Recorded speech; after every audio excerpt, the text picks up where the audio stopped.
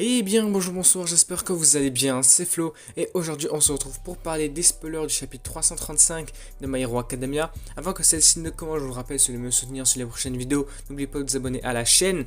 Et du coup, juste avant de commencer ce chapitre, c'est impressionnant, vous l'avez vu avec le titre de cette vidéo. On a enfin le retour de cette affaire avec le traître de Yue. Et je pense qu'on a vraiment la révélation à la fin des spoilers, vous allez le voir. Mais franchement c'est fou, on en reparlera peut-être plus dans la review. Mais en tout cas c'est vraiment impressionnant de nous remettre ça sur le tapis comme ça. Horikoshi c'est un mastermind mais incroyable.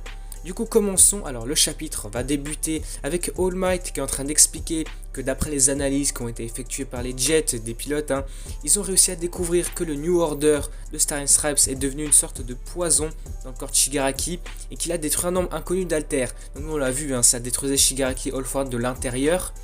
De ce qu'on avait vu, ça avait détruit un alter, celui de Reflet, mais après on n'avait pas le nombre exact encore.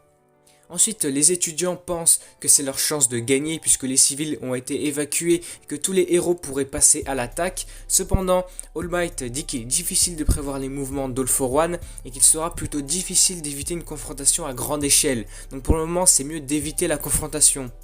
Il commence alors à faire un petit résumé de la situation, donc il commence à nommer les ennemis. Donc on a Shigaraki, on a All For One, on a Dabi, Toga, on a 6 High End, ensuite on a les membres restants du Front de Libération du Paranormal et tous les autres évadés de prison qui sont encore en liberté. Les héros quant à eux ont perdu près de la moitié des leurs, les étudiants devront donc s'entraîner autant que possible, donc on l'avait vu, ils ont à peu près une semaine. Donc à mon avis c'est là qu'on aura sûrement un arc de transition, d'entraînement pour vraiment nous exposer leur évolution et voir comment ça va se passer. Par contre on va le voir rapidement, Bakugo il crie disant qu'ils se sont déjà préparés depuis longtemps. Il va nous dire qu'ils s'entraînent déjà avec les Pussycats donc depuis la fin de la guerre contre Shigaraki.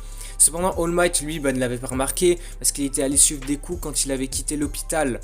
Du coup là c'est quand même une bonne information, on sait que déjà les élèves du côté de Bakugo, après on sait pas si c'est tous les élèves qui se sont entraînés, mais en tout cas on sait que Bakugo l'a fait, ils se sont entraînés avec les Pussycats. Donc est-ce que déjà depuis il a eu une grande évolution, est-ce qu'il a augmenté sa maîtrise de son alter ou de nouvelles techniques? J'espère qu'on verra ça dans le chapitre. Après ça, Midoriya va leur demander s'ils vont l'aider à libérer le plein potentiel du One for All, mais Bakugo lui crie évidemment dessus comme d'habitude. Il lui répond qu'il voulait tester la force de sa nouvelle technique qu'il a appelée Cluster et que Deku soit un bon échauffement avant le combat contre Shigaraki et All For One. Donc là ça répond directement avec ce que j'avais dit, il a une nouvelle technique donc Cluster. Bon reste à voir qu'est-ce que ça donne parce que généralement ces techniques sont un petit peu similaires, en fait c'est des explosions ou juste il manipule les explosions, c'est quand même assez ressemblant à chaque fois. Ensuite tous les élèves commencent alors à parler de leur technique, de ce qu'ils veulent faire pour les entraîner. All Might se souvient de leur premier entraînement à Yue et dit que ces petits œufs ont éclos il y a longtemps, donc il continue avec sa métaphore des œufs, donc les graines de héros, tout ça comme il disait depuis le début. Les élèves ont alors bravé la tempête et sont devenus des oiseaux qui vont maintenant traverser les cieux. Il pense alors à lui-même, la classe 1A est forte All For One.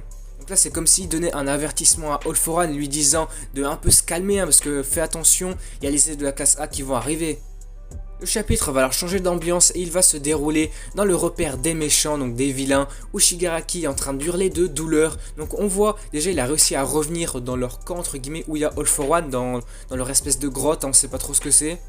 La seule chose qu'on savait à ce sujet c'était que c'était sur une île un peu abandonnée, mais après où ça on sait pas encore. Du coup, All For One va appeler Shigaraki un autre moi, donc sa deuxième conscience entre guillemets. Il lui demande de se calmer disant que son facteur alter a été endommagé et qu'il doit juste attendre un moment pour qu'il se stabilise.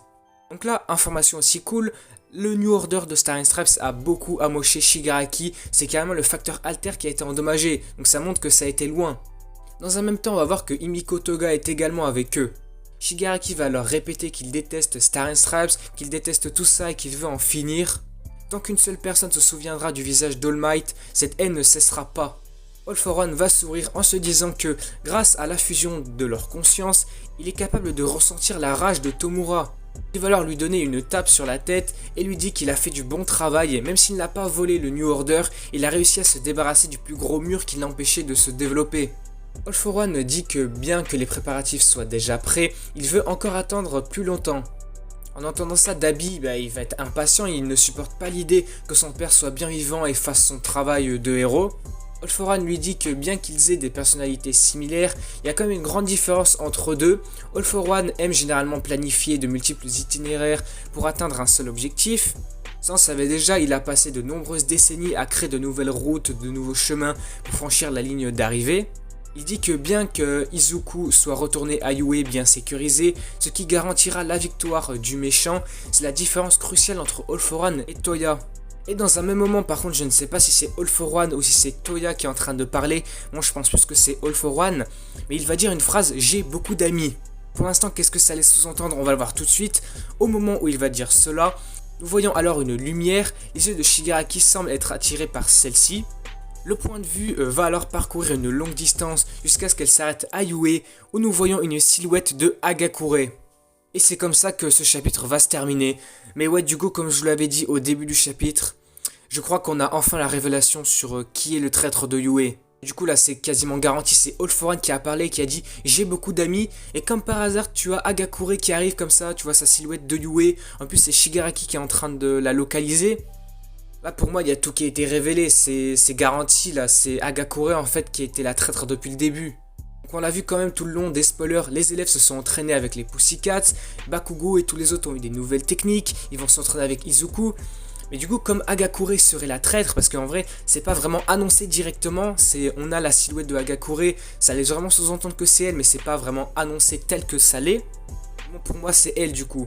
Et donc ce qu'on peut conclure c'est que, étant donné que Hagakure serait la traître, elle pourrait balancer toutes les infos à All For One. C'est pour ça que lui il est un peu tranquille, il se dit ouais tout va bien se passer. Parce que là si Hagakure elle va dévoiler tout leur entraînement, elle va dévoiler toutes les techniques, comment ça fonctionne, la maîtrise du One For All d'Izuku, là All For One il sera au courant de tout. Et là je suis même en train de me demander, en fait si All For One est tant que ça un mastermind et qu'il a réussi à tout prévoir depuis le début, est-ce que c'est pas grâce à Hagakure qui lui a balancé toutes les infos? Parce que déjà ils avaient réussi à savoir la localisation du camp d'été, personne n'était au courant à part quelques profs, à ce moment là ça devait sûrement être Hagakure qui lui avait envoyé. Non du coup c'est vraiment une grosse révélation, moi-même je suis choqué, en vrai je sais pas trop quoi dire, il y a tellement de choses à dire, à développer, à argumenter, il faudrait en faire vraiment une vidéo dédiée. Parce que c'est impressionnant, cette affaire-là, on l'avait pas revue depuis des dizaines. En vrai, il y a bien, je sais pas, peut-être 50 chapitres, j'en sais rien. Ça fait vraiment longtemps qu'on n'avait pas eu affaire à ça. Et là, Horikoshi nous balance comme ça la révélation. Là, c'est vraiment une grosse surprise. Du coup, voilà, pour résumer, chapitre impressionnant, surtout avec cette révélation du traître de Yue. Bon, c'est pas annoncé vraiment directement, c'est pas dit que Hagakure est la traître, mais ça laisse vraiment sous-entendre ça. C'est All For One qui dit j'ai beaucoup d'amis et comme par hasard t'as Shigaraki qui arrive à localiser Hagakure. Bon ça me semble beaucoup trop gros pour que ça soit faux en fait. Pour moi c'est garanti maintenant. Du coup voilà, on va s'arrêter ici pour cette vidéo sur les spoilers du chapitre 335 de My Hero Academia. Franchement ce chapitre aura été très cool, j'espère qu'on verra quand même des entraînements, une nouvelle maîtrise du One For All d'Izuku, les nouvelles techniques de Bakugo, de Shoto. Du coup n'hésitez pas à me dire vous ce que vous en pensez dans les commentaires. Moi je pense vraiment que c'est elle la traître, mais n'hésitez pas à argumenter, à discuter avec moi parce que c'est vraiment impressionnant.